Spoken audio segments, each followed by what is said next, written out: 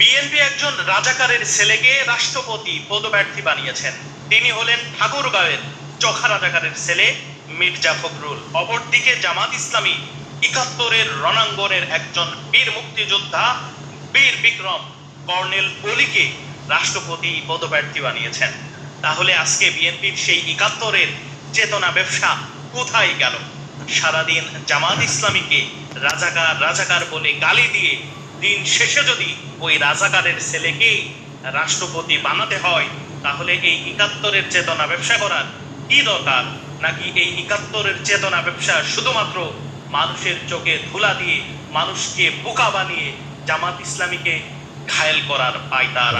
আমি জানি কর্নেল অলি সাহেব ৭১-এর নাম দিয়ে বাংলাদেশের ধোঁকা দেওয়া, ১৮ কোটি মানুষের ধোঁকা দেওয়া। জামাত ইসলামীর কাছে যে একটা বেটার অপশন আছে, মির্জা ফখরুল হইল রাজাকার, এর বাপ ছিল রাজাকার, আর বিএনপি তাকে রাষ্ট্রপতি বানাইতে চায়। বিএনপি লজ্জা, বিএনপি আসলে মানুষ না, ও জানোয়ার, জানোয়ার তো খারাপ। বিএনপি যদি আজ কর্নেল অলির যদি রাষ্ট্রপতি বানাইতো, তো দেশের একটা মানে বাঁচত। এমন লোকেরা তোমরা রাষ্ট্রপতি বানাইতে চাইতেছ, সেটা দেশের বিদ্রোহী, এনডিআর পক্ষে, এনডিআর দালাল, এনডিআর রাজাকার, ওকে তোমরা রাষ্ট্রপতি বানাও, তো কোয়ালা হিসামা। এবার গণ অভ্যুত্থান হবে, বিএনপি কাউকে রাখা হবে না। এই এনডিআর দালাল যারা আছে, এনডিআর রাজাকার যারা আছে, সবাইকে বাংলাদেশ থেকে বিতাড়িত করতে হবে।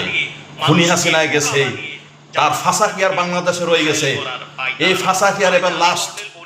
এই হাসিনার ফাঁসা কি আর বাংলাদেশ থেকে উদ্ধার করতে হবে, তারপর দেশ স্বাধীন হবে। সব জিনিসের দাম বেশি, গ্যাস, কারণ ইলেকট্রিক, সর্বকিছু। তোমরা জারেমি করে, চাঁদাবাজি করে সম্পূর্ণ জিনিসের দাম বাড়াই দিচ্ছে। এই রাজাকার ছেলেরও মির্জাফর জাফর তোমরা রাষ্ট্রপতি বানাতে চাও। কর্নেলের একটা যুদ্ধবিদ শহীদ জিয়াউল্লাহকে যুদ্ধ করে দেশ স্বাধীন করেছে। মির্জা ফখরুল কি করেছে? মির্জা ফখরুল কিছু করেন নি, মির্জাফর করে গেছে। বাংলাদেশে কিছু করে নাই। ইন্ডিয়ার লগে হাত করে বাংলাদেশে ধ্বংস করে দিয়েছে। খুনি হাসিনার লগে হাত করে বিএনপির ধ্বংস করে দিয়েছে। বিএনপি এখনো বুঝে নেই, বিএনপি কারণে সংসার করতেছে, কারণে এমপি মন্ত্রী বানাইয়া দেশ চালাইতেছে।